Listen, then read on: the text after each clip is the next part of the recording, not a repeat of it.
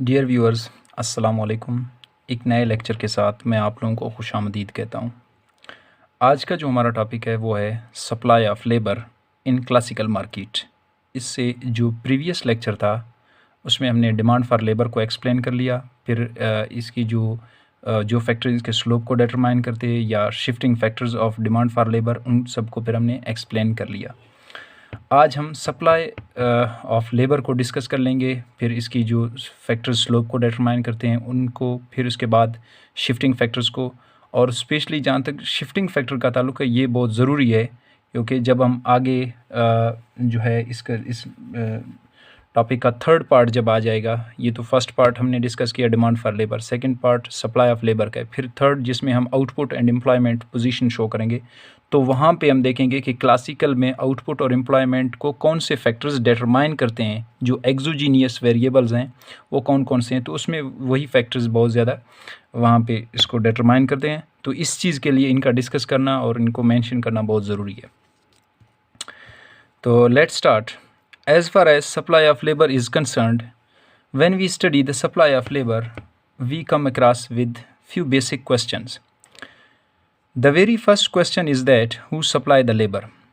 We all know that households supply the labor. Then the second question is that why households supply the labor? Households supply the labor because he want to maximize his utility. He supply the labor because he wants some sort of comfort. He supply the labor because he need money. He supply the labor because he want to increase his satisfaction. तो इस चीज़ के लिए वो क्या करेगा, supply of labour को increase कर देगा, वर्किंग आवर्स बढ़ाएगा। फिर उसके बाद थर्ड क्वेश्चन जो है वो हमारे पास है कि what are the factors that raises the satisfaction, यानी कि एक हाउस होल्ड जो सप्लाई ऑफ लेबर अपनी सेटिस्फेक्शन को इंक्रीज़ करने के लिए, यूटिलिटी मैक्सिमाइजेशन के लिए कर रहा है, तो वो कौन से फैक्टर्स हैं जो रेज करते हैं सप्लाई ऑफ लेबर को, तो उसकी सेटिस्फेक्शन को। तो यहाँ पे हम दो फैक्टर्स जो है डिस्कस कर लेंगे और इनको आगे लेके चलेंगे, जिसके थ्रू हम an individual supply of labour draw करेंगे, फिर उसके बाद एग्रीगेट सप्लाई कर्व ड्रा करेंगे। तो वो दो इम्पोर्टेंट डिटरमिनेंट्स क्या हैं, एक हमारे पास है real income and second factor is leisure. Real income को हम डिनोट करते हैं y से, इस केस में is equal to W upon P into NS। W upon P which is real wages and NS is the supply of labour. तो इन दोनों का जो प्रोडक्ट है दैट इज़ रियल इनकम। और जो NS है हमारे पास supply of labour, NS is equal to H minus L, यानी total hours in a day and L mean leisure. तो उसमें से कितना एक बंदा अपना टाइम फ्री स्पेंड करता है, और बाकी जो है फ्री से यहाँ मतलब है कि वो कितना अपना टाइम वर्क के बगैर स्पेंड करता है। Leisure doesn't mean that to stay at home और स्लीपिंग ऑल द डे और wandering in the streets, it doesn't mean that. बल्कि एक बंदा जो अपने दोस्तों के साथ पिकनिक मनाने के लिए जाता है और वो इंजॉय करता है वहाँ पे जाके, उसको सेटिस्फेक्शन मिलती है, तो वो भी लेजर में आता है। और इसके अलावा अगर when a person went a park with his family, तो वो भी किस चीज़ में शामिल होता है, वो भी लेजर में शामिल होता है। और both are positively related to utility. When real income increases meaning that money increases, तो यूटिलिटी इंक्रीज कर जाएगी। Leisure increases, we get satisfaction due to this reason, utility increases. तो both are positively related to utility. अब जो NS में H minus L है, supply of labour, ये है एक दिन में 24 आवर्स होते हैं, माइनस सपोज कि एक बंदा है वो 18 घंटे अपना वर्क के बगैर स्पेंड करता है, तो बाकी इसका मतलब है कि वो 6 घंटे काम कर रहा है, सप्लाई ऑफ लेबर 6 घंटे हो रही है। तो इस तरह NS हम फाइंड कर लेते हैं और यहाँ पे पुट करेंगे जो रियल वेज है हमारे पास, तो रियल इनकम हमारे पास टोटल आ जाता है। जब मल्टीप्लाई करते हैं W अपॉन P जो रियल वेज है, इसके बाद इससे, तो हमारे पास क्या आ जाता है, रियल इनकम। अब दो ये तो हो गया हमारे पास रियल इनकम और ये leisure. Both are positively related to utility, तो it's mean that there is a trade off between real income and leisure. अगर एक बंदा वो अपना ज़्यादा टाइम लेजर में स्पेंड करना चाहता है तो उसने सेक्रीफाइस देनी होगी किस चीज़ की, रियल इनकम की, क्योंकि रियल इनकम उसकी कम होगी और उसका इनकम कम होगा अल्टीमेटली। और अगर एक बंदा वो ज़्यादा कमाना चाहता है, रियल इनकम अगर उसकी ज़्यादा है, तो इट्स मीन दैट उसने अगर रियल इनकम अपना ज़्यादा इंक्रीज़ करना चाहता है तो उसने कुर्बानी दी होगी किस चीज़ की, लेजर की। उसने क्या करना है, अपनी जो रियल इनकम को इंक्रीज़ करने के लिए उसने सप्लाई ऑफ लेबर को इंक्रीज़ करना होगा। जो यहाँ पे 6 घंटे वो सप्लाई ऑफ लेबर कर रहा है तो उसने इस 6 से बढ़ा के 8-10 करने हैं कि ताकि उसकी जो रियल इनकम है वो इंक्रीज़ कर जाए। तो ये इन दोनों के दरमियान एक ट्रेड ऑफ है, लेकिन इस ट्रेड ऑफ को कौन सा फैक्टर है जो डिटरमाइन कर लेगा, वो फैक्टर है रियल वेजेस। रियल वेजेस वो फैक्टर हैं कि डिटरमाइन करता है कि एक बंदा कितना टाइम स्पेंड करेगा लेजर में या अपना कितना टाइम वो स्पेंड करेगा अर्निंग में। फिर उसके बाद जब ये दोनों फैक्टर हम लेके चलेंगे और इंडिविजुअल सप्लाई कर्व और एग्रीगेट एज वॉल्यूम इकोनॉमी जब हम एक्सप्लेन करेंगे तो उस चीज़ के लिए हमारे पास जो है दो चीज़ें बहुत ज़रूरी हैं। 2 थिंग्स आर इसेंशियल। वो कौन कौन सी चीज़ें हैं, उसमें से जो पहली चीज़ है वो है budget constraint. Budget constraint and second thing is indifference curve। indifference curve। जब बजट कांस्टेंट की हम बात करते हैं तो हमने पढ़ा है थ्योरी ऑफ डिमांड में, हम वहाँ स्टडी करते हैं कि बजट कांस्टेंट में ये होता है कि एक पर्सन है, उसका बजट उसको गिवन है कि उसके पास 100 रुपये हैं, 1000 हैं, जितने भी हैं। फिर उसके बाद the prices of, let's suppose we take 2 goods, the prices of good X and good Y are also given. तो फिर उसने अपना जो उसकी इनकम है उस 100 है, जो भी है, जितना भी है, तो उसने उन दोनों गुड्स में खर्च करना है अपना इनकम। तो वो है बजट कांस्टेंट। मीन वो उसका इनकम पहले से दिया हुआ है कि उसका इतना इतना इनकम है, तो इन दोनों में किस तरीके से वो स्पेंड कर लेगा। इसके अलावा indifference curve. Indifference curve, we all know that indifference curve is a curve which shows different combination of 2 goods in case of theory of demand के केस में। तो which has the different combination of 2 goods which gives same level of satisfaction to household। तो उस case में same level of satisfaction देता है। अब यहाँ पे भी हमारे पास कुछ हालात इसी तरीके से हैं। बजट कांस्टेंट में हम 2 गुड्स की बात करते हैं, जबकि यहाँ पे हमारे पास 2 फैक्टर्स हैं, रियल इनकम है एंड लेजर है। तो इन दोनों के दरमियान उसने क्या करना है, ट्रेड ऑफ करना है। अच्छा, इन दोनों के दरमियान उसने अपने 24 आवर गुजारने हैं। वहाँ पे टोटल इनकम गिवन है, यहाँ पे टोटल आवर गिवन है कि 24 घंटे हैं आपके पास, इससे ज़्यादा है नहीं। अच्छा, इंडिफरेंस कर्व के केस में वहाँ पे ट्रेड ऑफ था between 2 goods X and Y, let's suppose. तो यहाँ पे ट्रेड ऑफ है between 2 factors, real income and leisure. तो इस वजह से इन दोनों के बगैर हम एक्सप्लेन नहीं कर सकते। अगर एक बंदा है, लेट्स सपोज वो अपना 24 आवर जो है लेजर में स्पेंड करता है। यहाँ पे हम लेते हैं एल लेजर और यहाँ पे हम लेते हैं real income which is equal to W/P into NS। तो अगर एक बंदा लेट्स सपोज 24 आवर्स, ये है 24, जब 24 आवर वो अपना लेजर में स्पेंड करता है तो उसकी इनकम कितनी है, 0 है, रियल इनकम 0 है एट दिस पॉइंट। अगर एक बंदा let's suppose we take W/P is equal to 2 या 2 लेते हैं, लेट्स सपोज रियल वेज 2 है। अगर एक बंदा 24 घंटे काम करे और अपना बिल्कुल जो लेजर है उसको वो 0 टाइम स्पेंड करे लेजर पे, तो उसका जो रियल वेज है वो कितना होगा, रियल इनकम कितनी होगी, y is equal to W/P। W/T we have 2 and NS supply of labour 24 घंटे वो काम कर रहा है, तो we get 48। Mean 48 let's suppose इस पॉइंट पर होगा, तो उसका जो रियल इनकम होगा वो 48 का होगा। और ये हमारे पास फिर इस तरह का इसका एक कर्व बनेगा, एक स्ट्रेट लाइन बन जाएगी इस चीज़ की।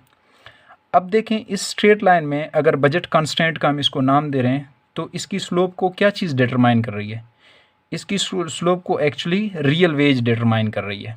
तो स्लोप जो इसका is determined by real wage और it is equal to 2. Rise over run, changes in y due to changes in x, तो changes in y are 48 minus 0 and जो x में change है वो 24 का है, तो 48 divided by 24 we get 2. तो इसका जो स्लोप है वो 2 है और इसकी स्लोप को क्या फैक्टर डिटरमाइन कर रही है? रियल वेज डिटरमाइन कर रही है.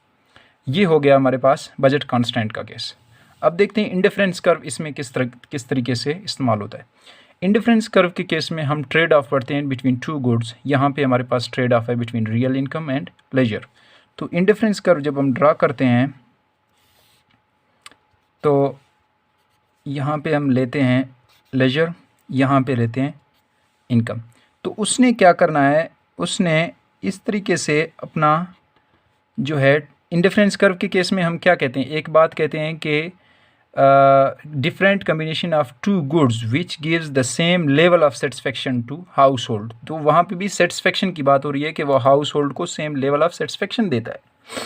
यहाँ पे भी हम कहते हैं कि वो इस तरीके से अपना जो है टाइम स्पेंड करे जो रियल इनकम और लेजर में, so that to increase his satisfaction level. तो यहाँ पे भी हम वो फैक्टर पढ़ रहे हैं जो सेटिस्फेक्शन को इंक्रीज़ करते हैं. तो यहाँ पे जो इंडिफरेंस कर्व है वो भी सेटिस्फेक्शन को शो करता है. अब उसने क्या करना है, इस तरीके से इंडिफरेंट रहना है बिटवीन दीज 2 पॉइंट्स कि उसकी सेटिस्फेक्शन लेवल सबसे ज़्यादा हो जाए. और उसकी जो सेटिस्फेक्शन लेवल है वो सबसे ज़्यादा उस पॉइंट पे होता है जहाँ पे budget line becomes tangent to the indifference curve. जब उससे टेंजेंट होगा वो आगे पॉइंट पे जब हम एक्सप्लेन करेंगे ग्राफ को तो वहाँ पे भी जो है वाज़े तौर पर नज़र आएगी वो चीज़. तो ये इस तरीके से इसको स्पेंड कर देगा. फिर इसकी जो जहाँ तक स्लोप की बात है तो कौन सा फैक्टर है जो इसकी स्लोप को डिटरमाइन करता है, तो इसकी जो स्लोप है वो भी डिटरमाइन होती है किस चीज़ से, कि change in y due to change in l. तो ये इसका दरअसल स्लोप है कि y के अंदर कितना चेंज आ रहा है due to change in l के ऊपर, राइज ओवर रन है इसकी स्लोप. तो अब हम ये तो एक इन दोनों को एक्सप्लेन करने की वैसे ज़रूरत नहीं थी क्योंकि आगे हम जब ग्राफ बना रहे हैं उसमें भी ऑलरेडी इस्तेमाल हो रहे हैं, लेकिन फिर भी हो सकता है कि जो है इसके अंदर कोई ऐसी पॉइंट हो जो वहाँ पे एक्सप्लेन ना कर सकें, तो इस वजह से बेहतर था कि हम इनको अलग से यहाँ पे एक्सप्लेन करके फिर वहाँ पे सिर्फ ग्राफ में हम शो करें. तो अब हम शो करेंगे ग्राफिकली कि किस पॉइंट पर जो है एक फर्म अपना ट्रेड ऑफ कर लेगा, एक इंडिविजुअल ट्रेड ऑफ कर लेगा लेजर और रियल इनकम के दरमियान. फिर जो एग्रीगेट सप्लाई कर्व है वो फिर किस तरह हो जाएगी.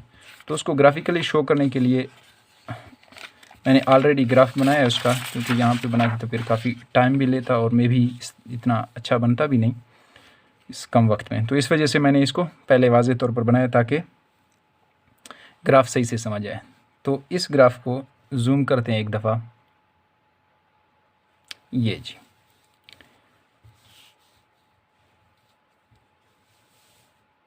हाँ जी, यहाँ पे जो ग्राफ हमारे पास ये है, फर्स्ट ग्राफ है that is for an individual, और जो सेकंड है उसमें एग्रीगेट सप्लाई ऑफ लेबर है, यानी कि होल इकोनॉमी की है. अब यहाँ पे हम देख रहे हैं जो इस ग्राफ में, in graph A on horizontal axis we take leisure and on vertical axis we take real income, and in graph B on horizontal axis we take the supply of labour N, and on vertical axis we take real wages. तो इसमें अगर हम देखें कि अगर एक बंदा है जो एक दिन में घंटे तो 24 होते हैं, 24 आवर्स हैं, अगर एक बंदा एक दिन में 24 घंटे लेजर पे स्पेंड कर ले और जो है बिल्कुल काम ना करे तो उसका इनकम कितना होता है, 0 है उसकी इनकम लेवल. लेकिन अगर एक बंदा जो है काम करे और 24 आवर काम करे और रियल वेजेस लेट्स सपोज हमें गिवन होते हैं 2, तो फिर जो है वो 24 आवर काम करे और बिल्कुल भी स्पेंड ना करे लेजर पे टाइम, तो उसका जो रियल वेजेस हैं वो तकरीबन यहाँ पे 48 आ जाएगा, क्योंकि 24 and 24 multiply by 2 48 we get 48. तो इस पॉइंट पे 48 आ जाएगा जहाँ पे ये इंटरसेक्ट जो है उससे जाके इंटरसेक्ट कर रहा है. तो जूम आउट करते हैं, फिर इसको मज़ीद एक्सप्लेन करेंगे. हाँ जी, तो 24 फिर उसी तरीके से अगर रियल इनकम जो है वेज रेट है, वेज रेट में मज़ीद इंक्रीज़ हो जाए, let's suppose in first case we have real wages W/P is equal to 2। जब रियल वेजेस W/2 है तो अगर रियल वेज हमारे पास W/2 है और एक बंदा है, एक इंडिविजुअल है, एक जो है लेबर है, वो सप्लाई करता है, लेजर करता है 18 आवर, यानी कि NS इज़ इक्वल टू 24 जो हमारे पास टोटल H है माइनस 18 आवर वो स्पेंड करता है किस चीज़ पर, अपने लेजर पर। तो बाकी NS वो कितना कर रहा है, सप्लाई ऑफ लेबर कितना कर रहा है, 6 आवर कर रहा है। अब जो रियल इनकम है उसका फार्मूला क्या है, W/P into NS। W/P we have 2 into NS we have 6, तो 2 मल्टीप्लाई बाय 6 वी गेट 12। तो अगर एक बंदा 18 आवर लेयर पे स्पेंड करे और जो है बाकी 6 आवर वर्क करे व्हेन रियल वेजेस आर 2, तो उसका रियल इनकम कितना होगा, 12 होगा। यहाँ पे हमने शो कर दिया। और इस पॉइंट पे इंडिफरेंस कर्व और जो बजट लाइन है वो भी आपस में टेंजेंट हैं इस पॉइंट पर, तो ये पॉइंट ए का नाम हमने इसको दिया। और यहाँ पे हमने शो किया कि वो जो सप्लाई ऑफ लेबर कर रहा है NS, जो सप्लाई ऑफ लेबर है वो 6 आवर कर रहा है और रियल वेजेस 2 हैं, W/P वी हैव 2, तो ये इस पॉइंट पे आके इंटरसेक्ट हो जाएगा और इसको पॉइंट ए का नाम दे दिया। फिर उसके बाद when W/P increases from 2 to 4, अगर जो रियल इनकम है वो इंक्रीज़ कर जाए 4 पर, तो अब वो जो लेबर है वो देखता है, ट्रेड ऑफ करता है कि अब रियल वेजेस में इंक्रीज़ हो गया तो इसकी वजह से वो अपने जो लेजर है उसको कम कर देगा और सप्लाई ऑफ लेबर इंक्रीज़ कर देगा। तो अब वो NS सप्लाई ऑफ लेबर फ़र्ज़ कर लें कि NS is equal to H minus L, NS is equal to 24 में से अब लेट्स सपोज वो लेजर में स्पेंड करता है 16 आवर, तो NS वो कितना कर रहा है फिर, 24 माइनस 16 वी गेट 8 आवर, तो 8 घंटे वो सप्लाई ऑफ लेबर कर रहा है। अब 8 घंटे जो कर रहा है उसकी रियल इनकम कितनी होगी, Y is equal to W/P, W/V है 4 in this case and supply of labour is 8, then we get 32। तो रियल इनकम उसकी कितनी है, 32 है। और यहाँ पे इस पॉइंट पे हम देख लें कि लेजर जो है वो अपना 16 आवर लेजर पे स्पेंड कर रहा है और बाकी जो 8 घंटे है वो 8 घंटे सप्लाई ऑफ लेबर कर रहा है। जब 8 घंटे सप्लाई ऑफ लेबर कर रहा है, रियल इनकम 4 है, 8 घंटे सप्लाई ऑफ लेबर कर रहा है और 16 आवर लेजर पे स्पेंड कर रहा है, तो ये इस पॉइंट पे आप इंटरसेक्ट करता है और इस बजट लाइन पे। फिर उसके बाद यहाँ से उसका जो रियल इनकम होगा वो 32 होगा और यहाँ से ले जाएंगे ये 4 है, तो इस पॉइंट पे आके ये इंटरसेक्ट कर जाएगा। अब उसके बाद मज़ीद जब W/P इंक्रीज़ कर जाता है फ्रॉम 4 to 6, जब 4 से 6 पे इंक्रीज़ हो गया रियल इनकम और वो अपना सप्लाई ऑफ लेबर अपना इंक्रीज़ कर देगा, लेकिन अब वो सप्लाई ऑफ लेबर अपना ज़्यादा इंक्रीज़ नहीं करेगा, कम इंक्रीज़ करेगा। उसकी क्या वजह है वो भी अभी बताते हैं। तो Y is equal to supply, इसमें रियल इनकम कितनी, रियल वेज कितनी है 6 into supply of labour, let's suppose अब वो 9 घंटे करता है, पहले 8 किए अब उसने 1 घंटा बढ़ा दिया अपना, तो अब जो उसका रियल इनकम है वो रियल इनकम कितना हो जाएगा 54। तो Y is equal to which is real income that is 54। तो इस ग्राफ में ये वाज़े तौर पर नज़र आ रहा है कि अगर वो 15 आवर लेजर पे स्पेंड कर ले और 9 आवर सप्लाई ऑफ लेबर जब कर ले 9 आवर, तो फिर उसका जो रियल इनकम है वो कितना है, वो 54 हो जाएगा उसका रियल इनकम, और ये 6 आवर उसका 6 W/P जो रियल वेजेस हैं, तो इस पॉइंट पे आ जाएगा। अब पॉइंट ए, पॉइंट बी और पॉइंट सी को जब हम मिलाएंगे तो we get aggregate labour aggregate supply curve of labour market. तो ये aggregate supply curve of labour market है विच इज़ पॉजिटिवली रिलेटेड। लेकिन जब हम एक्सप्लेन करते हैं aggregate supply curve of labour को इन क्लासिकल मार्केट, तो इसके दो जो है बहुत इंपॉर्टेंट फीचर्स हैं जिनको एक्सप्लेन करना बहुत ज़रूरी है। तो लेट्स डिस्कस दीज फीचर्स।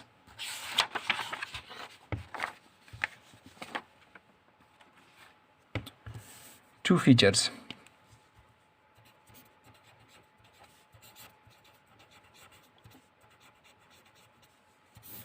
उसमें से जो फर्स्ट फीचर है वो है रियल वेजेस का, which is W upon P, meaning that when real wages increases up to a point, the labor will increase his supply.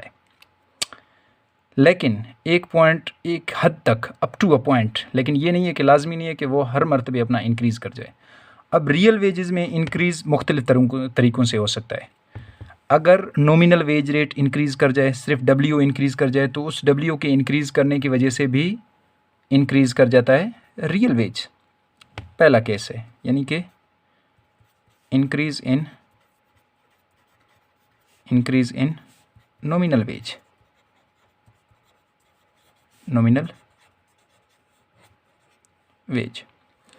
फिर दूसरा कंडीशन ये भी हो सकता है कि प्राइस लेवल डिक्लाइन कर जाए, रियल वेज तब भी इंक्रीज़ कर जाएगा, यानी कि जो प्राइस है डिक्लाइंस।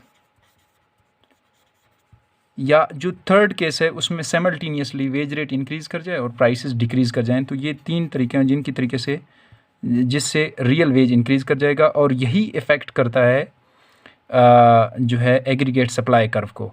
और ये वो फैक्टर है which determines the slope of the aggregate supply curve under classical market. तो ये तो पहली बात ये होगी कि real wages plays an important role in labour market.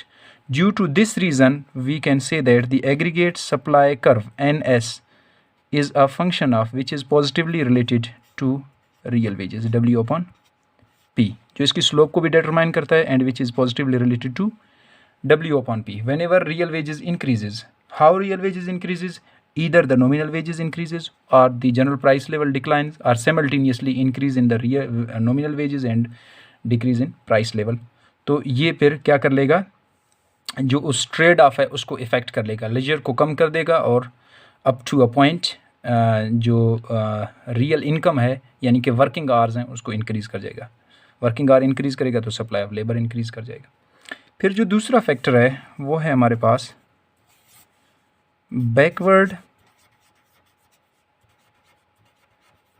Backward bending labour supply curve.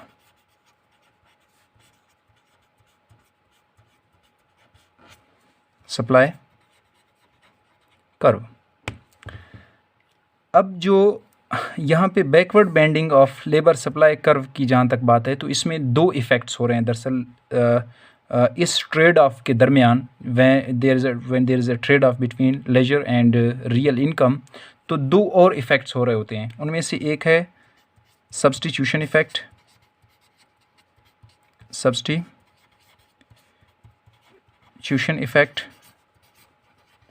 and the second one is income effect।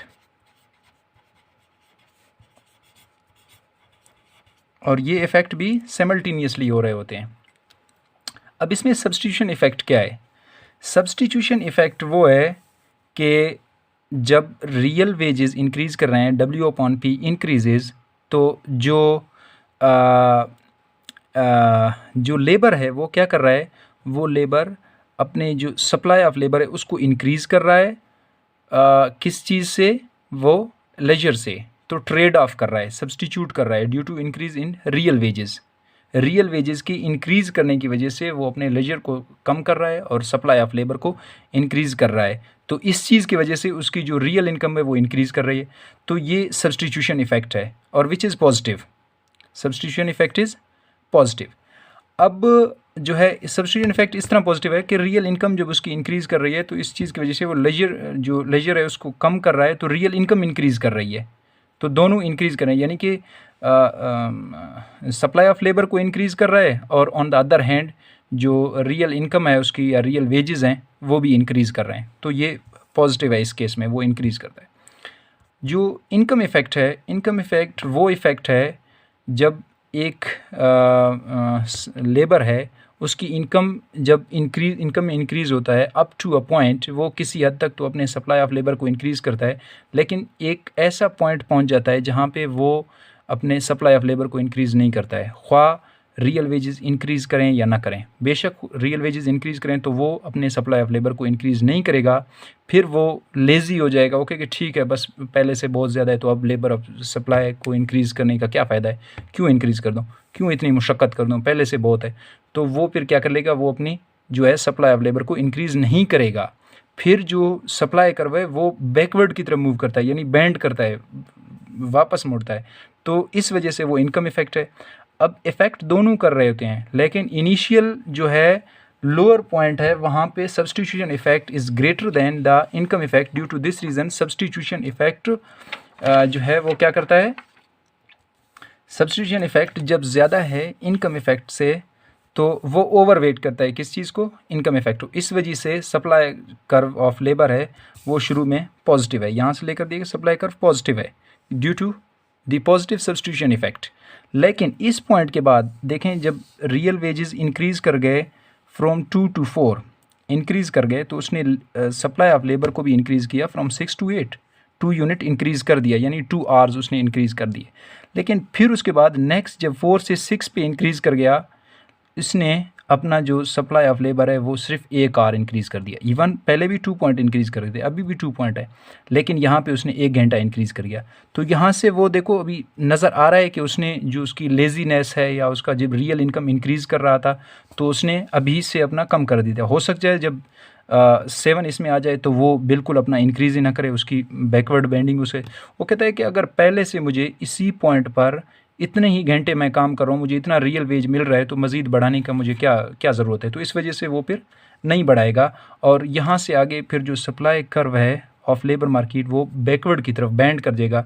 तो इस पॉइंट को बैकवर्ड बेंडिंग पॉइंट भी कहते हैं, यहाँ से आगे बैकवर्ड मूव करेगा।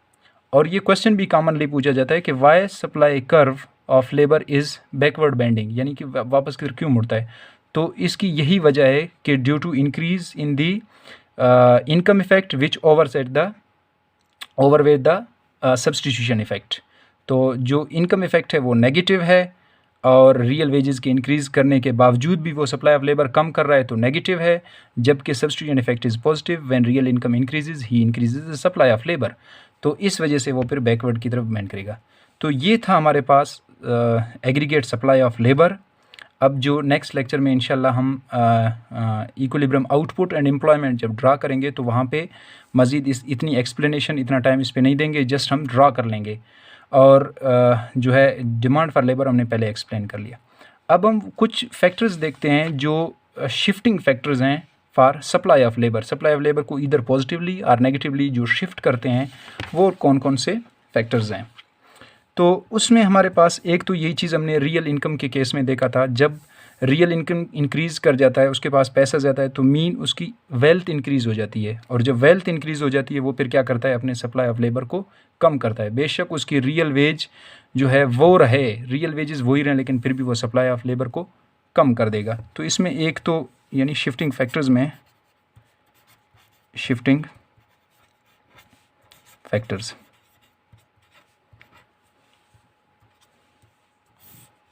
Shifting factors. तो शिफ्टिंग फैक्टर में एक तो जो हमारे पास पहली चीज़ है वो तो हमारे पास है सप्लाई वेल्थ है। जब वेल्थ में इंक्रीज़ कर जाता है, यानी कि when he becomes more wealthy, तो वो फिर क्या कर लेगा, वो कम कर देगा। तो यहाँ पे एक तो वेल्थ है, वेल्थ। तो वेल्थ क्या करता है, उसको फिर नेगेटिवली इफेक्ट करता है, यानी सप्लाई ऑफ लेबर डिक्रीज़ कर जाता है। फिर उसके बाद दूसरा है increase in population, increase in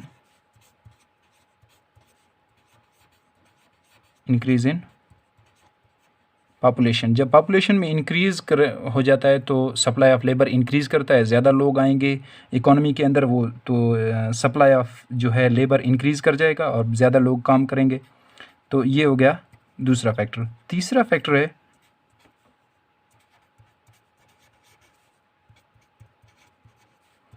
ये जो टैक्सेशन पॉलिसी है, ये भी बहुत अहम रोल अदा करता है। और अगर टैक्स रेट में इंक्रीज़ कर जाए तो सप्लाई ऑफ लेबर भी डिक्रीज़ कर जाता है और ये भी सप्लाई ऑफ लेबर को नेगेटिवली इफ़ेक्ट करता है। फिर उसके बाद है एक्सपेक्टेशंस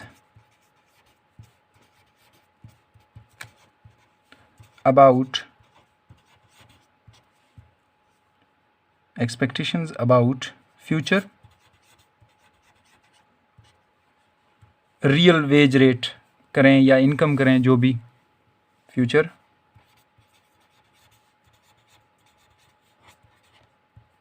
और जब एक्सपेक्टेशंस जो है पॉजिटिव एक्सपेक्टेशंस हों regarding the future wage rate, तो जो है फ्यूचर रियल वेजेस, तो रियल वेजेस के रिगार्डिंग जो है पॉजिटिव एक्सपेक्टेशंस हो तो वो फिर अपना जो सप्लाई ऑफ लेबर है वो अपना कम कर देगा पहले से, क्योंकि उसको पता है कि इन कमिंग फ्यूचर वो अब जो है वेल्दी होने वाला है। तो एक ही चीज़ है लेकिन इसको फिर मैंने अलग लिखा, तो वो अभी अमीर होने वाला है तो इस वजह से वो फिर क्या कर देगा, अभी से अपना सप्लाई ऑफ लेबर कम करेगा, क्योंकि ये इंसान की एक साइकी है। तो इकोनॉमिक्स से रिलेटेड भी इसी चीज़ से। तो ये थे कुछ फैक्टर्स जिनकी वजह से जो है सप्लाई ऑफ लेबर इफ़ेक्ट होता है, शिफ्ट होता है from one point two another either positively और नेगेटिवली। तो इसमें एक और फैक्टर भी है,